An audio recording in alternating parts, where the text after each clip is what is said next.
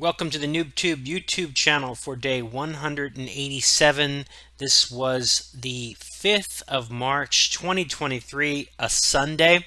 So I did exercise on the treadmill, worked on books, then did a little bit of Remote Wellness Academy, and then took care of making some websites, and then also did insurance. So very busy day, and my gratitude goes to the people from Enphase, people who have the battery backup for my solar system.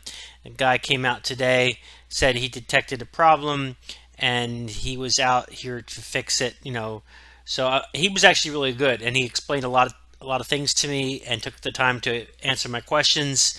So I'm very grateful for him coming out and servicing my system and explaining those things to me. It's a very professional job. Very grateful for that. And if you have any questions, like, comment, subscribe. I will talk to you tomorrow. Remember, live good. Look at my other video for Live Good. If you haven't watched it already, go ahead and watch that. I think you'll really like it. All right. Talk to you tomorrow. Bye.